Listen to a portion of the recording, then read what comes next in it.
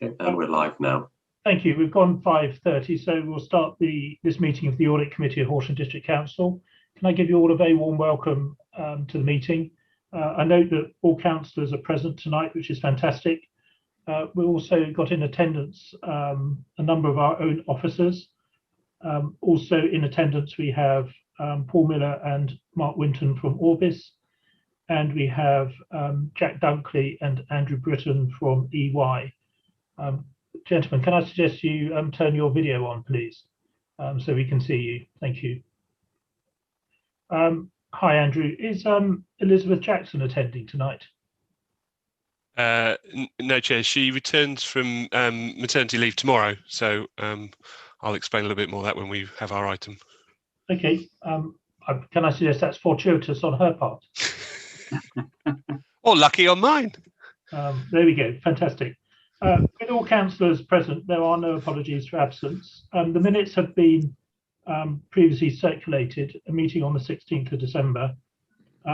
Any amendments should have been notified before this meeting, at least 24 hours, and none have. So I take it we accept the minutes.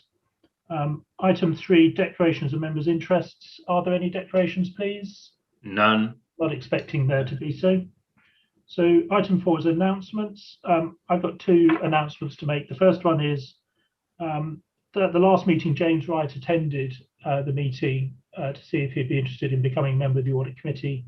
He so expressed an interest, and that was approved by Council. So James, very warm welcome as a full member of the Audit Committee. The second announcement is myself and officers have received notification from EY that there's going to be a change of audit partner, and during the course of April, Andrew Britton is going to step away from looking after the HTC audit, and he's going to be succeeded by a lady who I mentioned a moment ago, Elizabeth Jackson.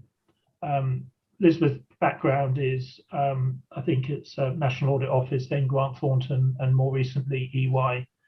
So a lady who comes to us with considerable experience. I have no other announcements. Director, do you have any? No, Chairman. Thank you. Item 5, external audit progress report and audit plan. To receive the report of the external auditors. So Andrew and Jack, this is your moment. Thank you, Chair.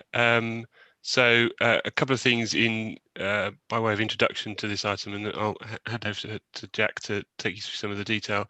Obviously, we'll take the report as read, and as the Chair has already flagged, it's my pleasure to present this, but I will then be handing over to Liz on her return. As is inevitable, we every now and then have to change engagement leads on a number of engagements across our portfolio, and as a result of some changes elsewhere, we've had to reshuffle. But as the Chair has already explained, Liz comes to Horsham with considerable background in broader local government experience, both with EY and previously, as you say, with Grant Thornton and the Audit Commission. So I highly recommend her, and we will do the introductions to Jane, Dom, and the team once she's back and in place. In terms of, therefore, the plan. Yes. Just to note, Elizabeth claims on her LinkedIn profile to be a specialist in early close audit reports. So no doubt you'll make that abundantly clear, our dissatisfaction with last year, and why we expect her to live up to her promise in dealing with our audit this year. So thank you for that reminder, Chair. As you well know, last year was an exceptional year, and as I have already pointed out to the committee, you were, I think, one of the first to receive your completed audit, despite the fact that obviously things got delayed due to the pandemic, and actually that's a good segue into the plan that we've put together for 2021, because, and the fact that we're all meeting in this way today, clearly the ramifications of the pandemic continued all the way through 2021 and will impact and has impacted our planning for the 2021 audit. In terms of last year throwing up some exceptional challenges, a lot of them logistical. This year, we see a combination of logistical challenges and also some additional risks as a result of the impact of the pandemic on all bodies across the sector. And Jack can talk to some of those in a bit more detail. There are also a couple of other things that I just wanted to flag to you where you will see differences within the 2021 plan. There are a couple of new auditing standards that have been introduced for this year that we need to implement on all audits around estimates and around going concern, and there is also a new NAO code of practice covering our responsibilities around value for money, and again we can take any additional questions you have on those as we go through. So with that set as context, Jack, do you want to just talk through at a high level, I guess, the plan as we have it on the agenda tonight? Yeah, thanks, Andrew. So what I want to do is just run you through the risks that we've got in our audit plan. So the first risk starts on page 18. So this is the risk of fraud or risk of material misstatement due to fraud or error, and it's a risk we're required to recognise as part of ISA 240. And ISA 240 sets out the required response to that risk, again, which we've listed on the page, but it's essentially looking at our journal entry testing, looking at significant estimates for any evidence of management bias, and also looking at any significant or unusual transactions in the year. Our next risk is then down on page 19. So this is the risk of fraud in revenue recognition.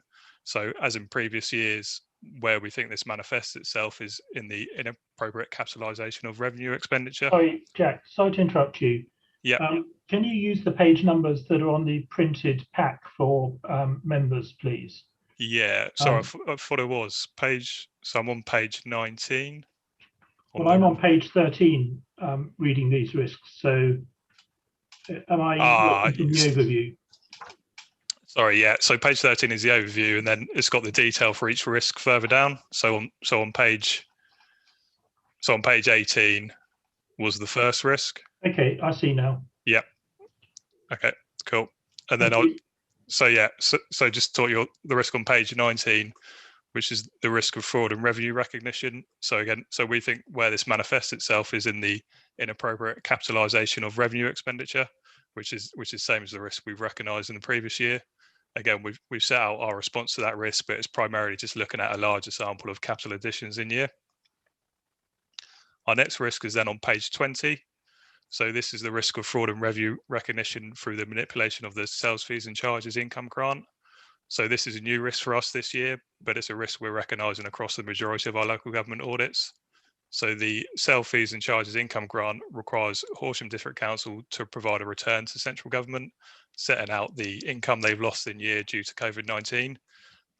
Central government then essentially reimburse that lost income at 75%. So where that grant income is material and potentially open to manipulation, we've recognised that as a significant risk this year.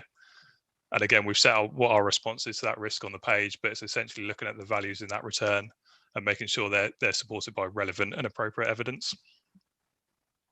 And then moving down. Jack, So yeah. Can I just pick up on that risk in terms of the grant application is presumably prepared by our officers, but there must be some judgmental assumptions made in that, because how can you say all of your change in the level of income is due to COVID? It might be due to other issues. Can I have an explanation on that point? Are there any judgmental issues in the grant claim? So maybe one for officers, but so I think central government set out the areas that the kind of the income areas where you can make that claim. So I think car parking is one. So I've probably misspoke by saying it's solely driven by COVID, but I think it's comparing what your initial budget was, say, for car parking income compared to what your actual income was this year. And then that difference, they will reimburse 75%. Dominic, do you want to add to that, please?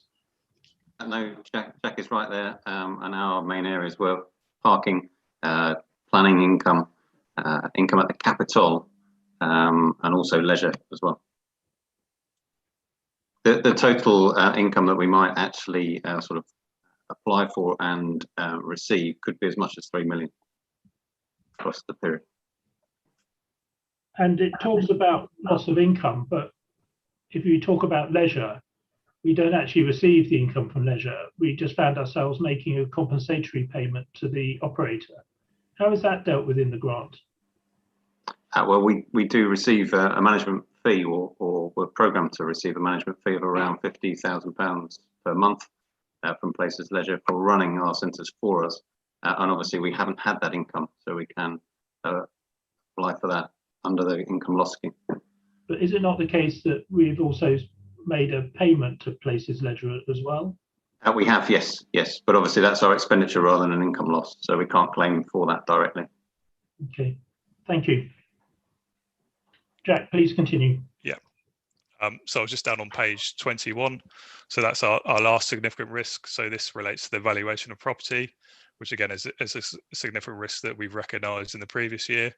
So property is a material estimate on the council's balance sheet, and partly due to COVID-19 and also the difficulties in the retail sector, several assets are difficult to value at the moment. So we've recognised that as a significant risk this year.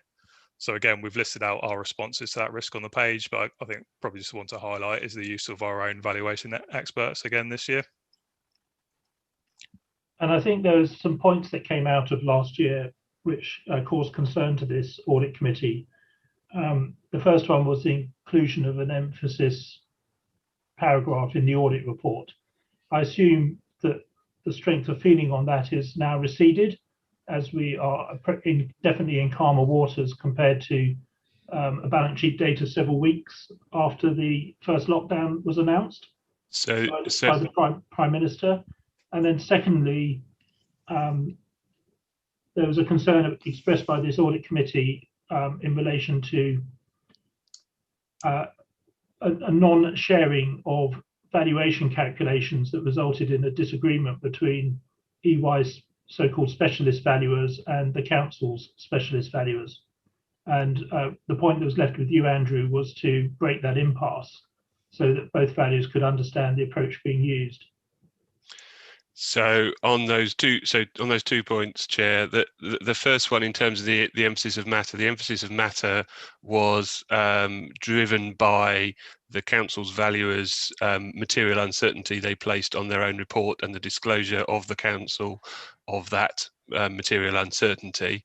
To your point, I'm not going to prejudge what the valuers' report will say, but my expectation is that they won't have a material uncertainty. If they don't have a material uncertainty, there won't be a need for the council to declare that, and therefore there won't be an emphasis of matter. But that obviously we will wait and see how that flows through.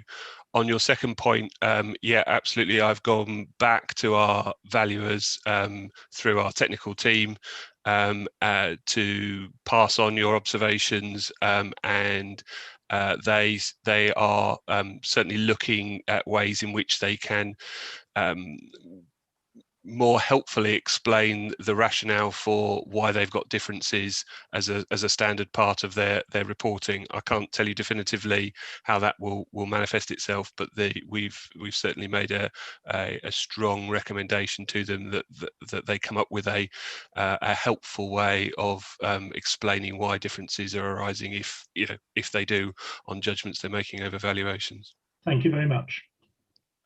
Back to you, Jack. Okay. Yep. So now down on page 22. So these are our other areas of audit focus. So the first one is on the pension asset valuation. So very much in a similar vein to the property valuation, the pension asset is a material estimate on the council's balance sheet, which is driven by complex and subjective assumptions, which are produced by management's experts. So again, we recognise this as a risk, and we use our own experts to review those assumptions.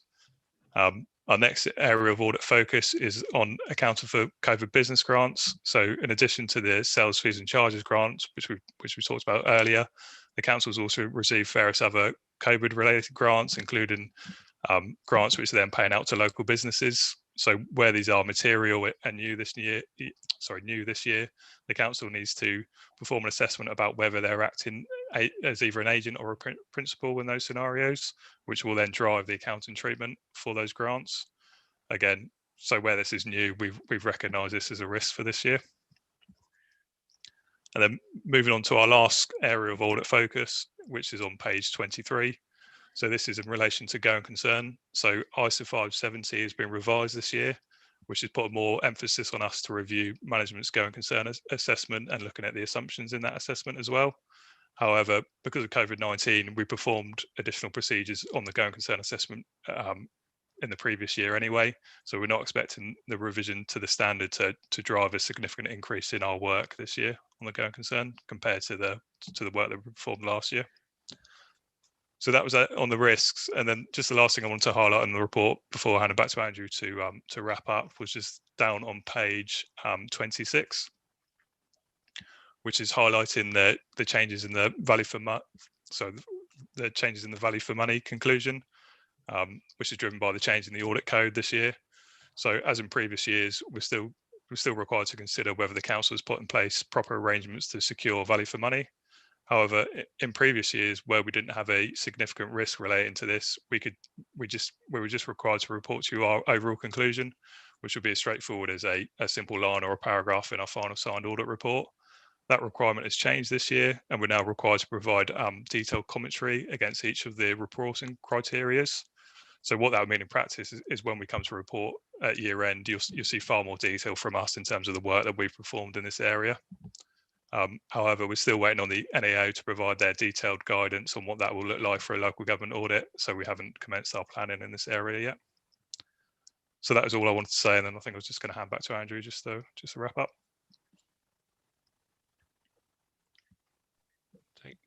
Come off mute. Thank you, Jack. Yeah, so the one other thing just to highlight to members is, so we've included in Appendix A, which I think is page 43 of the pack, the planned fees for this year. So as we've had several conversations during the past year about the base fee for the scale fee for audits across the local government sector, and it remains our view that there is a need to re-benchmark them, and we have captured that in the table under the revised proposed scale fee. Our logic and our rationale is the same as in the prior year. The one thing I would just point out is that we had a change in scope last year as communicated, which related to the additional work resulting from COVID, as I said at the top, being an unusual year. That has been discussed with officers. Apologise, it has not been agreed with officers. Officers believe that amount is excessive for the 1920 audit. However, we are obviously required to take that to PSAA for their determination. I know officers have communicated their views on it to PSAA as well, and obviously we will await PSAA's decision on what the final fee for 1920 should be. As we've already noted in Jack's commentary there, the additional work required on VFM and in relation to going concern and estimates on the two new ISAs, clearly we'll come back to you, rather Jack and Liz will come back to you in terms of the impact on that and our work on the 2021 audit. So what you're saying is there'll be a change in scope fee that you'll be asking for this coming year as well, is it? Correct, on the basis of a change in the requirements for the audit, which we then need to decide in terms of both the VFM and the work around going concern and estimates, what the implication for that is. And once, as Jack says, some of the guidance we're still waiting for, but when that's clarified, we'll be able to quantify that for you. And does the housing benefit thing, does that carry across as well this year? In some way, it says not applicable. Yeah, it doesn't. The council have decided to move to an alternative supplier. I don't know arrangements. I don't know if Jane wanted to comment on that. Yeah, we've appointed a different supplier for 2020-21.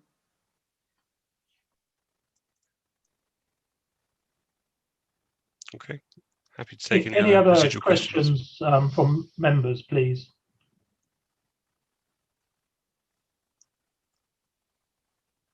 So I just have one point, and I'm going to start with Dominic on this point, which is since last year, obviously the council's subsidiary company, in fact, we have two subsidiary companies, if memory serves me right, relating to the building of homes for occupation by residents of Horsham district. The two companies, one being a development company and the other being an investment company. I think we concluded last year that they were just not material.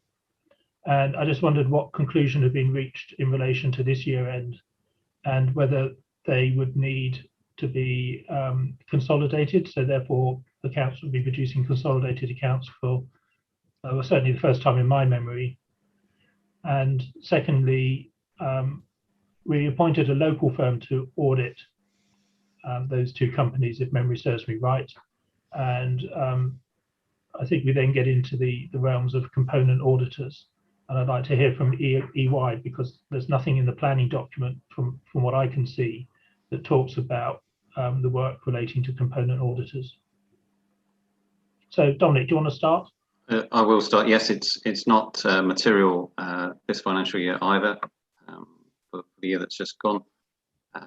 So the total expenditure will be a lot less than the materiality figure of around about £1 million, according to the EY sort of materiality numbers. For us, it's not material either in terms of the level of transactions. We haven't progressed, or the companies rather haven't progressed as quickly as they would have liked to have done. And they are still, at the early stages of one, or probably 1.5 or 2.5 houses, rather than the estimated, 10 that ideally we might have been at this moment in time, that would make it, material, and therefore, would have to be consolidated. So almost in a way, the silver lining of that is that the complications of sort of amalgamating those accounts and putting them in as group accounts we don't think will happen this year. Obviously, we will share our sort of perspective with the external auditors so that they can confirm, hopefully, with us and concur with us that they aren't material, and therefore you won't see a consolidated set of accounts. And presumably in those circumstances, Dominic, what happens is the results of the non-consolidated subsidiary get reported within the notes to the accounts of the council's audited accounts. Yes, they do. Yes, so there will be some explanations in there, and the sort of the approximate values as well. Very good. Thank you, Andrew. Yeah, I'm not sure. There's a lot more to add. Obviously, when we wrote the plan, we talked to officers about the level of activity within the subsidiaries, and as Dom has said, an expectation that it would be immaterial and therefore not consolidated. Clearly, if it's not consolidated, then we don't need to rely on the work of component auditors, because the figures don't flow through to the accounts that we're giving an opinion on. Clearly, as Dom has said, we will follow up to ensure that that is the case. But we wouldn't expect to need to communicate with the component auditors on the basis that they are immaterial, and we agree with that assessment. Very good. Ruth, do you have a question? Well, yes, just a really dumb one. I mean, what assurance do we have that the housing company is the accounts are being dealt with properly, and it isn't, for example, rife with fraud? Not that I'm suggesting it is. Because it might be small, but... Well, Ruth, I think the assurance you take is that the company's affairs are administered by the same team that look after the council's affairs, and that there's a segregation of duty within officers with the conduct of that business. And then those accounts are independently audited by a firm of chartered accountants who are based in Crawley, who won the tender. So they, in fact, have the same governance arrangements as the council, save for the fact that they don't have their own audit committee. But I think there's a point remains to be considered by Jane at some stage. What do we bring those accounts back to the audit committee alongside the accounts of the council? But that's something that's yet to be determined. I did raise my hand, actually, Chairman, on that very point, that the Director of Communities spoke to me today and actually asked me when was the next audit committee after this one, because he'd got something on the housing company, report on the housing companies he wanted to bring here. So shall we see them at the You'll next see meeting? something in July. Yeah, super. Thank you. Thank you both. Anything else, members?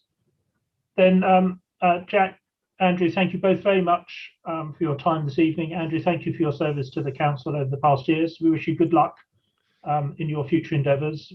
Within EY, I should add. It's not as if you're moving on to past. No, not at all. You're just going to get subjected on another series of local authority audits, I assume. Absolutely, yeah. Very Variety good. is the spice of life. Well, I think we'll take that under advisement, given what we know about audit. There we go. Thank you, Chair. You're welcome to stay, but likewise, we completely understand if you've got a better offer and want to leave the meeting now. Thank you, Chair. I will take you up on that if it's all right. There are other things I need to address now. But thank you. Thank you. Thank you, guys. Jack, likewise. Yeah, likewise as me. Yeah, thanks, yeah. Good to see you tonight. Thank you. Yeah, you too. Cheers. Bye. Bye-bye. Excellent. So item 6 is risk management quarterly update to receive the report of the Director of Corporate Resources. We've just got a slight query here that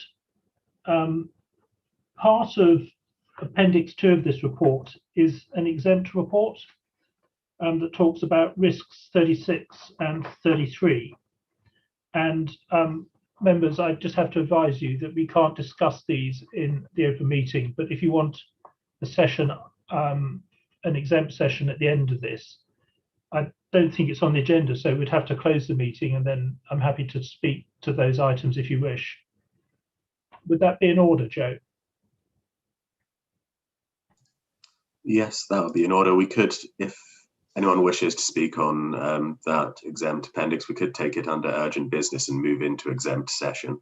That might be the better. I'd actually prefer to do it that way. And so thank you for giving us that option. I'd have to get you to read the statement. That's the only thing. It's not something I keep too close to my, No, that's files. Very good. So risk management quarterly report to be presented by the Director. Thank you, Chairman. I will draw your attention, as I always do, to the red risks, which are on page 51. The first one, CRR 19, is the one about our income, and we've spoken already about our income this evening. We have one more quarter one of the current financial year, in which we will be able to reclaim some of our lost income from the government. Beyond that, we are then into the realms of how well does our economy recover, unless anything else changes in the meantime. So clearly a considerable risk, £5 million of parking income included in there, as well as the other income above that. So considerable amounts of our money. Remember, 2 out of 3 pounds we spend comes from our income. So carrying a very big risk, well over the 500,000 mark. And based on some estimates which colleagues drew up based on activity when things were partially open in September and October rather than on the prior year. So quite a significant risk, I would say, that one. The impact on frontline, at the moment, we will be okay this year financially. But obviously, if there is a 3rd, 4th or a 5th wave of COVID or any other nasty gets out there and impacts our services, we could struggle. The only service I'm aware of that is struggling at the moment is our Economic Development Service, and that is due to ill health within that team. The decrease in rateable value due to appeals, not too bad at the moment. As you know, the health one was settled in our favour, so looking okay. We are better off than many councils on this because we don't have heavily rated properties, but And I believe the case that people were taking about they needed to be revalued because of COVID has been lost by them. So we're not going to see mass revaluations due to COVID at the moment. More likely, I dare say, is actually going to be a change at some point in business rates itself. Funding from the government being less generous next year probably also moved slightly more positively since we wrote this report a couple of weeks ago. In talking to my fellow CFOs last week, it appears that the message coming out from government is that the financial changes we are all expecting around fair funding and business rates and so on are looking increasingly unlikely to come in on the 1st of April 22. So we're possibly got another year. It seems strange that anything called a fair funding review, we're looking for it to be put off, because fair funding means we are likely to lose, and so is the county council. Unaware of expected controls or do not comply with control procedures, that one is getting worse, or at least more apparent to us, as those of you who will have read the annual governance statement will have noticed. But equally, if you've read the annual governance statement, you will have read Appendix E, in which we are tackling those matters. And we're starting that off with our managers forum. And I've also had some feedback from the communities department of where the heads of service have particular concerns. And we will be focusing on that, particularly the monitoring officer and I, to make sure that our officers fully understand controls. It has been a feature of people working away from the office that they don't have a monitoring officer or a section 151 officer popping up next to them saying, "Did you just say?" And that is why it's become increasingly an issue and of more concern than it's perhaps been in the past. And finally, the malicious attackers. The malicious attackers are still out there.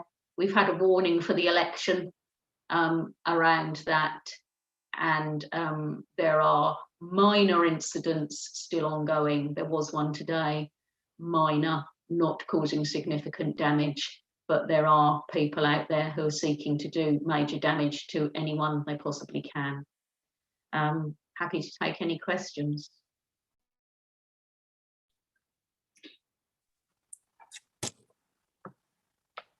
I'm not quite sure whether to raise it here or later on, but there was a comment about on page 95 about the bring your own device policy, which seems to me to sort of link potentially into the malicious attacking thing.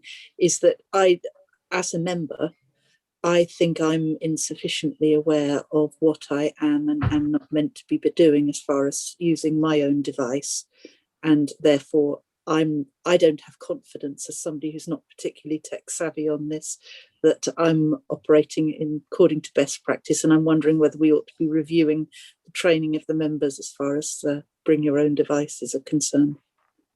The moment on bring your own device, you would actually have to bring it to us to set up a sealed area within your device.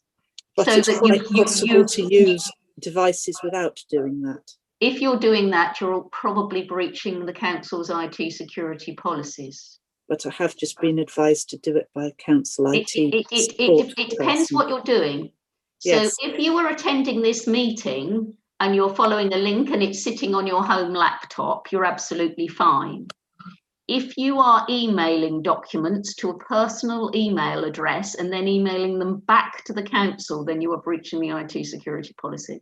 Well, the IT security policies have been simplified recently, so fortunately you no longer have to read 15 of them and remember them all. But it's always worth, if you're feeling a bit nervous, it's always worth calling the help desk of a morning and getting a view. I'm suggesting that that's not the way our minds work.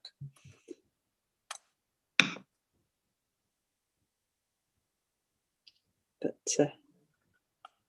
can I suggest, Ruth, that if you feel that member training needs to be stepped up, you take that through the leader of your group back to the leader of the council? I could do that. Yeah, thank you. And indeed, she could put it to me at her next one-to-one if you want to chat with her. I meet with the leader of the Liberal Democrats once a month, and Okay. happy to discuss I it with her. don't see this as a party issue, though. No, I'm just thinking of what's the best forum of taking it forward. Thank you. It's just having seen the particular reference in the papers, I thought it was relevant to raise it at this meeting. Thank you. Any other comments from members? Yes. Please go ahead, John. Yes, thanks, Chairman. Just to say to Jane, is there any earlier indication of how strong the bounce back has been in retail? There's a lot of anecdotal evidence that the pent-up demand is much greater than it was this time last year when we partially came out. And of course, this can have quite a dramatic effect on our high streets and level of income. Thank you. Nothing that I've seen within the council, I'm afraid. Okay, thank you. There were two items I noted. One which Jane has already spoken to, which is risk CRR05 on governance. And we'll pick that up when we talk about the annual governance statement in a moment. The other one I noted was relating to the benefits grant subsidy return. And in particular, a long-standing error has been identified relating to the data grafted across from census to LGSS. It seems to me that there's always that risk. And so it doesn't surprise me in a sense that it's manifested itself. It was highlighted previously. But the point is, ameliorative measures have been put in place to address the error and to see if it actually causes a wider problem. So I'm pleased to note that officers have firstly identified the issue and it's being rectified. And secondly, they've got measures in place to address it if further concerns arise. The figure on the face of it seems to be quite a large figure, but what you have to remember is that's the cumulative effect of an error arising over a number of years. And so the actual effect on in terms of the error rate per annum is much smaller. But those are the two items I wanted to just draw attention to. Jane, is there anything you want to add to that? No, I think Councillor Bevis has his hand up. Oh, yes. Thank you, Sorry, Chairman. Tony, it's quite difficult to see because your hand rises against a very light window over your shoulder. So forgive me for not spotting that. Yeah, no problem. It's more a point of language, really, in CRR 18, where we talk about a malicious attacker exploiting a known or unknown security weakness. But it worries me that we have known weaknesses that we haven't done any mitigation on. And I would rather see this risk as just saying a malicious attacker exploits security weaknesses and not own up to the fact that we're leaving known weaknesses out there. I think the known weakness is person error. So most that gets through is about a phishing email or something and somebody clicks on a link, and it's a known risk, it's a known weakness, and we can train people as much as we can, but we can't stop it because our known weakness is the councillors and the officers of the council. Yeah, fair point. I mean, I've fallen for one before, so absolutely fair point. I think we all have. I thought just turning the computers on was a risk. Still, there we go. Right. I think, therefore, if I just take us back to the report, and the report invites us to note the contents of the report, and we have done so. Thank you very much. So item 7 is the draft annual governance statement, which Jane has already spoken to. I think the key thing here is this is something we look at every year, but what the director does is update the statement reflecting current thinking on the council's affairs, and in particular I draw your attention to paragraph 13 on pages 70 and 71, which is a new paragraph. Paragraph 15, which is an update on what was said about COVID-19 last year, and consequently in the certification, there's an acknowledgement that that there is an element of non-compliance with controls and procedures, but there's an action plan in place to address those weaknesses. So those are really my key points to just note on this agenda item. Does anybody else want to speak to this point? Chair, if I may. Yes, please, James. Am I allowed to ask a question about something in this document, or is that all right? Yes, very much so. So page 70, Jane, that says officers taking and retaining money for trade waste services and not forwarding them through council services. I'm assuming this is somebody who's kept the money in the trade waste services account, not somebody taking money and putting it into their own pocket. Is it that's what we're saying, isn't it? It's a failure of process, or that's actually literally someone taking money and then okay. It's not. It sounds terrible, but sounds pretty bad. It's actually not that unusual in an in-house waste service, and I'm sure it happens in external waste services as well. A little bit of cash in hand tends to happen from time to time. We obviously have processes and HR processes to deal with such matters when they arise, and it was dealt with by management as soon as they suspected and what they could prove. Yeah. And on a similar point, it says officers given pre-Christmas offers to customers without council approving and billing for new prices on garden waste. That's the same department. And my question was, and you've just said it, which is that it's not untypical of waste services, or do we have a problem in the waste service for issues of that nature?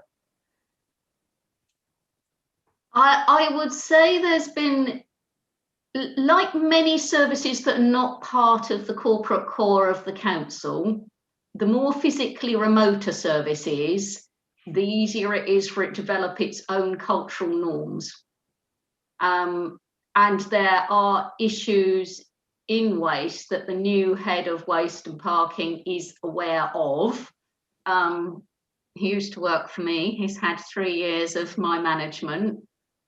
I know he's very, very keen to deal with these cultural issues. And some of them are obviously of this very serious nature, and some of them are of the much less don't really understand. So if you take the one about the pre-Christmas offer, which I picked up because it came through my door, and I said, what's that? And they said, oh, we've always done that. And I thought, well, I've never seen one before. And there was no understanding among the officers of the constitution that says the only person that can set, or only entity that can set fees and charges is full council. So when we set the budgets this year, we built into the wording to say, and to allow for minor offers. Because it's not something you were going to say, oh, a bulky waste bag offer just before Christmas. You'd probably say, that's a good idea, let's do it. But they didn't take it through council. So technically it's a breach of constitution. And this is where the cultural understanding of that team is less, I would say. And it's similar if you look at the audits, that there's a little list of the audits. So which departments cultural compliance isn't looking so good? The capital, building control, previously waste, you know, these are the services that are a little bit remote, that little bit more detached. They don't have a Jane or a Dominic or a Sharon popping up next to them saying, what's going on then? Because they're not even near us. And that is what makes it more difficult. But management are very aware. And I think one of the most encouraging signs this week, I've said to the Director of Communities that I'm really happy with the 4 heads of service he's got now, because the 4 heads of service he's got are determined to deal with some of these issues, but it isn't easy for them. mean, one of them has referred to it to me like turning an oil tanker, when people over many years have built up a way of working that doesn't comply with the Constitution, and they don't ask. They aren't even aware enough to ask. And Ben Golds from Waste has asked me and Sharon to go to the depot to spend time with officers up there. As soon as we are back and able to go and visit, we are going to be up there and trying to explain to people. It's really hard for an individual officer to learn the whole Constitution. But what After council to learn the whole Constitution. It is hard. You know, there aren't very many of us have a pretty good grasp of it. You know, there's probably only 2 or 3 people even among the officers that do.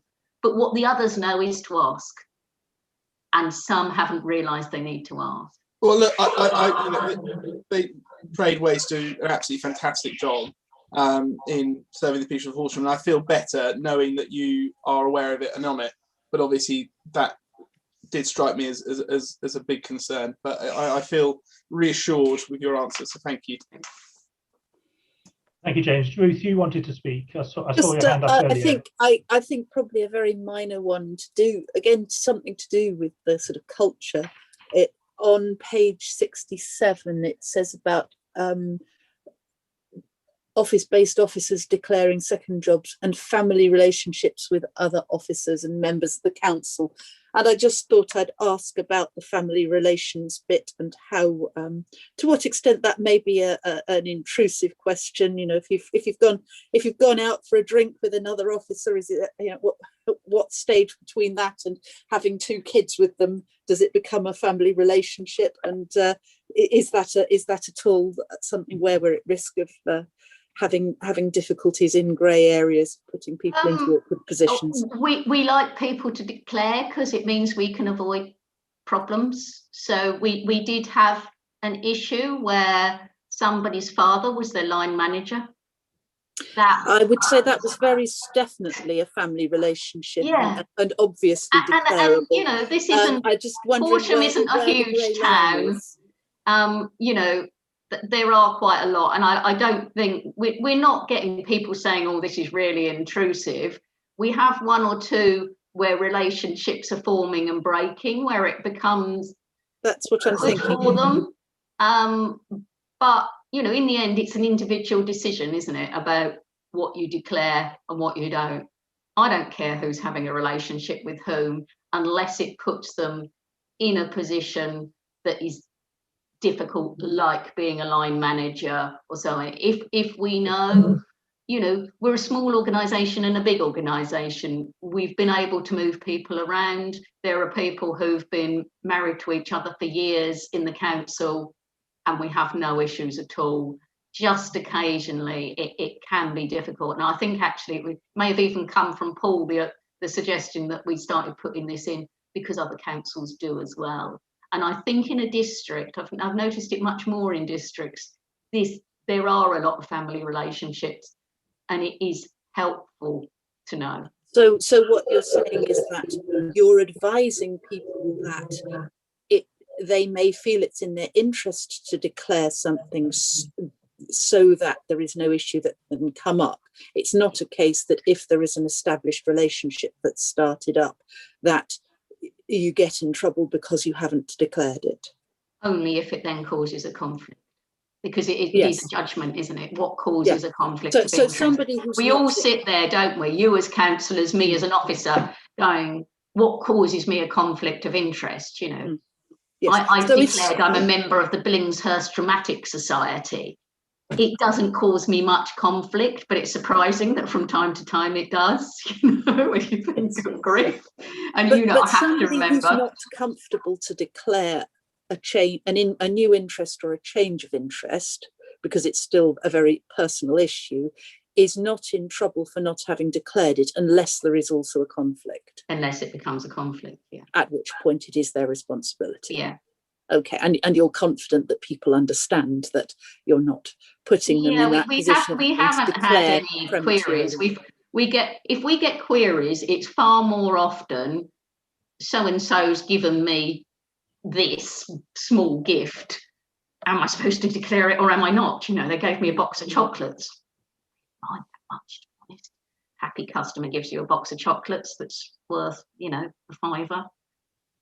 Not that bothered. If it was me, I'd declare it anyway, because I'm the Section 151 officer and I've declared everything down to a £1 coin that turned up in my list one day, because me and Sharon are probably the two who have to declare absolutely everything down to the nth degree. Others lower down the organisation, lower in decision making. It has more flexibility. So we take a pragmatic approach. I don't know if Paul wants to say anything.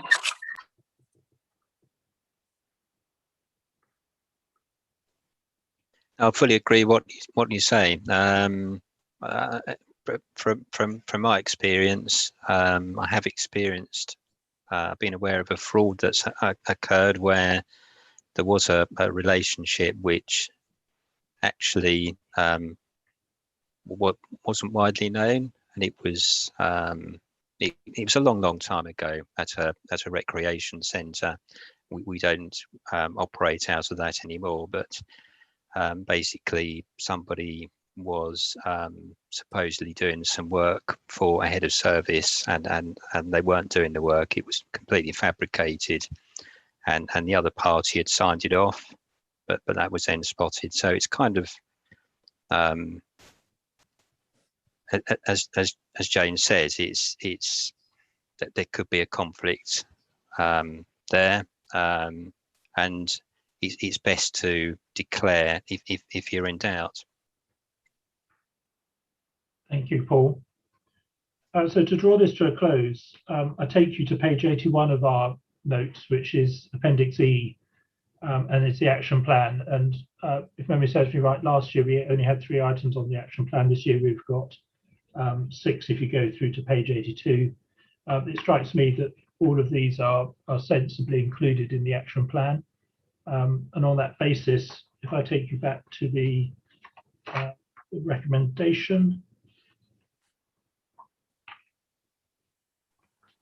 on page 61, which is to approve the draft annual government statement for 2020-2021.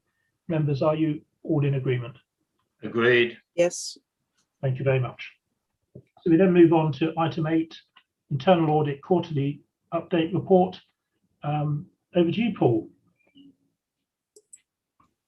Thank you, Chair. So Q3 update report. So we're on page 83. We finalised 8 audits during Q3, which resulted in 2 partial assurance opinions, 5 reasonable assurances and 1 substantial assurance. The first of the partial assurances was for BACS. Now this audit was undertaken by the computer audit team, Mark Winton's team, as you'll see in your picture. Whilst there are no high priority findings, concerns were raised about a lack of separation of duties in the BACS payment process, which could allow an individual to extract payment information from the council's finance system, upload it to the Backway system, and then electronically sign the submission. Now, team procedures are in place to help ensure that BACS files are only processed once, and validation by email takes place by a second officer. However, this occurs outside of the Backway system, and there are no technical controls in place to ensure this validation is completed, nor any manual checks routinely made. In addition, at the time of the audit, a weakness was identified in the security of BACS files prior to processing, meaning that as BACS files are manually moved between folders and renamed following download, the file is vulnerable to manipulation and the possibility of a previous payment run being repeated if the existing creditor's text file is not overwritten successfully. The combination of these 2 weaknesses could expose the council to a higher level of risk. So Mark's team has been working really closely with the finance and digital services teams to identify an electronic solution to mitigate the risk. But unfortunately, this has not been possible due to the complexities involved. However, on a positive note, the latest update from Dominic's team is that they're reviewing the current Backway service, which is nearing the end of its shelf life. and will be seeking improved security functionality at that time. There would be a cost implication potentially, but the right solution may lead to some additional separation of duties. Now, do members want to ask any questions at this point, or shall I move on to the next partial assurance? Well, I think, Paul, if I can come in, we had a conversation about this before the meeting. The issue, as I understand it, is either a technical solution within the software product or the ability for there to be segregation of duty between individual officers. So as matters stand at the moment, there's no technical solution, but one might be on the horizon. And as to the segregation of duty between the officers, because in local authority terms, Horsham is actually quite small, and the accounts department is run on a very efficient basis, there aren't actually enough headcount for there to be a segregation of duties. And so how the matter falls to be determined is there's a risk that's assessed by the director. It's a risk that's been in place for as long as we've probably been using this system, and it hasn't manifested itself in terms of any error or financial loss to the council, and therefore the director assesses it as an acceptable risk to be carried. So I think that's really where we've got to. It seems to me, by internal audit reporting on this, it's good news in that it heightens the awareness of the risk, and it brings it more to the front of mind of officers to stay alive to it. And we can see that through the potential procurement process to replace the, what was it called? Not the Technology One system, the Backway system. So it strikes me that the combination of officers and internal audit have come to an appropriate conclusion. Members, are you happy with that?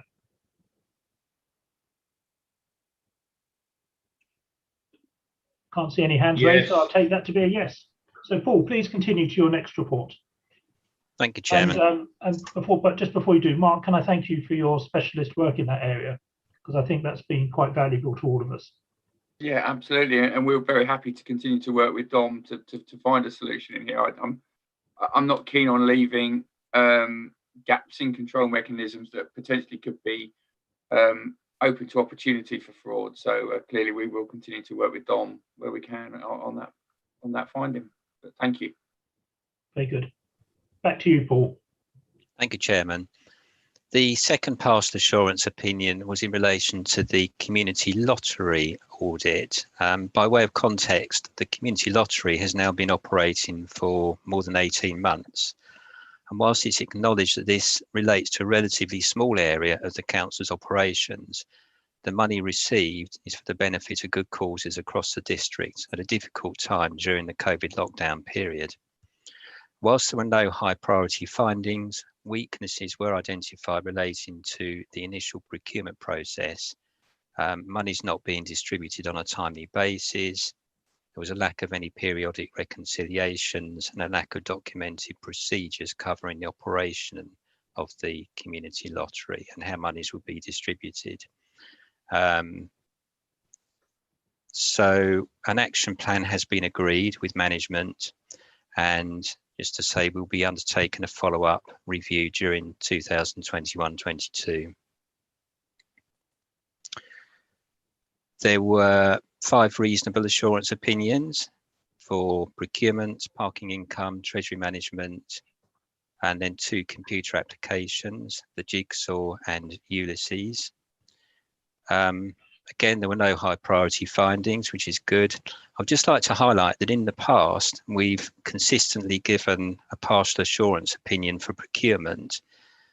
And on this occasion, this is the first time we've been able to give an opinion of reasonable assurance. So that's a real positive. And finally, Mark Winton's team gave a substantial assurance opinion for the data in transit and home and mobile working audit. So moving on to section 4.1 on page 98. This highlights some additional areas that we reviewed during the year. And section 4.2 highlights areas that we've either removed or deferred. Just running through the removed or deferred ones, so just to give you some assurance that we're not forgetting about these, the Capital Bar and Catering Facility and the volunteers audits, we've deferred until 2022-23 on the basis that services won't be up and running for a little while, even now. So, you know, due to COVID, we have deferred that further than we would normally do. The HOPOS cultural compliance follow-up, capital grant funding and Technology One access controls, they are on the audit plan for this financial year. And the data migration assurance work for asset management has been removed from the audit programme on the basis that finance are planning to undertake parallel runs to ensure the integrity of data between the old and the new system. The performance indicators on page 99, the majority of these are on track, as you can see. The only one that's amber relates to the percentage of audits completed to draft report stage at the end of Q3. However, I'm reasonably confident that we will meet this target at the end of Q4.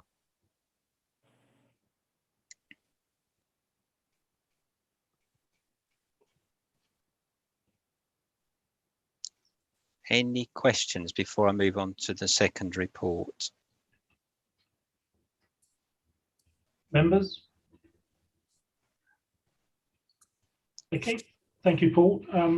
So I think before you do move on to agenda item 9, we do have to deal with the recommendations, which are printed on page 83, to note the report and consider any further action required in response to the issues raised, and identify any new or emerging risks for consideration for inclusion in the internal audit plan.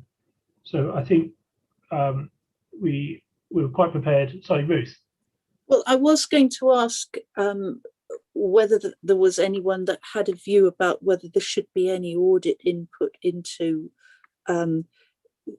the impacts and the way which we're continuing to have to manage the working from home and the change of the moving back to the offices as far as the staff well-being and efficiency was concerned, and whether that was an appropriate thing to be being considered within this.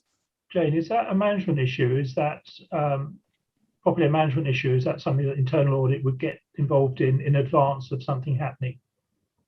It might, if I felt there was something that we needed, but until colleagues have written the new procedures, I don't really know, because it'll depend how much we think there's risk in there. I mean, I may get Paul to look at it under some of his contingency when it comes forward, and I'll certainly bear it in mind now you've raised it and have a good look at that.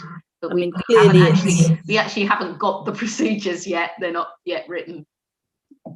Okay, I mean it's obviously a very big series of organisational changes, which clearly we don't know exactly what they all will be, or indeed, you know, and there have been a big series of changes, as was recognised in the sort of in the risk register with compliance, but there are other aspects that are also affected by it. So I think it's probably important that we are thinking quite carefully about whether it should be in there. I think Jane is sort of answering my question by saying it's a management issue, and therefore I think we leave it with the SNT, who, based on the director's explanation, are clearly alive to it. I mean, just so you're aware, I do bring audit in, not just what's in the plan, because there is those contingency days. I actually used some in the last week. You'll have seen the information I put out about you remember after council we asked for businesses to apply for some of the grant funding, and I actually called off some of my contingency to look at that, to look at the controls around that and what I should put in place. So you know, don't think the plan is the plan is the plan. It's not. No, you know, I have those discussions with Paul all the time, so as something comes forward and I think, oh, not quite sure about that, then I get colleagues to look at it. Thank you for that. Very good. Members, are we happy to accept the recommendations as printed on page 83? I think nodding your heads indicates that is the case. Yes. So thank you. So if we then move to item 9, internal audit strategy 2021-22 and annual plan. And of course, this is your second report, Paul. So please go ahead. Thank you, Chairman. So the internal audit strategy is very much based on the format of previous 2 or 3 years. So it covers the role of internal audit, which is supported by the Audit Charter in Appendix B, which I'll come back to in a minute. The risk-based methodology that we apply when formulating the annual audit plan, key issues, key audits, counter fraud resourcing, the audit approach, training development, and quality and performance. Probably the most interesting part of the report is the audit plan for 2021-22, which is Appendix A, which starts on page 115. And this appendix has been discussed and agreed with SLT and also the chair and vice chair of this committee. So I had a separate meeting a couple of weeks ago. And we are going to be providing some project support for 3 projects. So it's probably worth mentioning at least one of them, which is New Ways of Working, which picks up on perhaps a little bit on Councillor Fletcher's question. So it's about what the organisation will look like moving forward post-COVID. And we'll also be providing some project support for the carbon reduction project and also the uniform software system replacement project, which will be Mark Winton's team. So I said I would return to the Audit Charter, which starts on page 119. That's a really important document for us as an internal audit team because it sets out our terms of reference and is referred to in the council's constitution. And it makes reference to our purpose, responsibility, scope and reporting lines. And probably the most important aspects to draw your attention are that we are independent. We use a risk-based approach throughout our work. We are a statutory service in the context of the Accounts and Audit Regulations 2015. And these regulations require that any officer or member of the council should make available documents and records and supply such information and explanations as are considered necessary for those conducting the audit. We also have free and unfettered access to report to the Section 151 officer, Chief Executive, Monitoring Officer, Chair of the Audit Committee, Leader of the Council and the Council's External Auditor. The public sector internal audit standards require that the Charter is reviewed periodically and is presented to senior management and the Audit Committee, described as the board, for approval. That's all I was going to say on that document. And there's a recommendation that the committee is asked to approve the strategy and the annual plan. Members, do we have any points to raise on this first?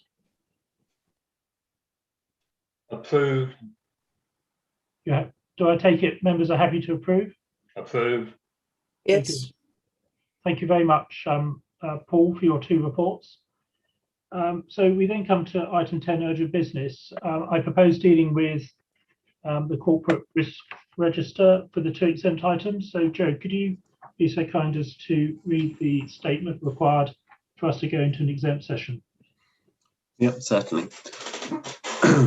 So on behalf of the Chairman of the Audit Committee, I move that under Section 100A of the Local Government Act 1972, the press and public be excluded from the meeting for the following item of business on the grounds that they will involve the likely disclosure of exempt information as defined in Part 1 of Schedule 12A of the Local Government Act 1972, by virtue of paragraph 5, the item and in all the circumstances of the case, the public interest in maintaining the exemption outweighs the public interest in disclosing the information.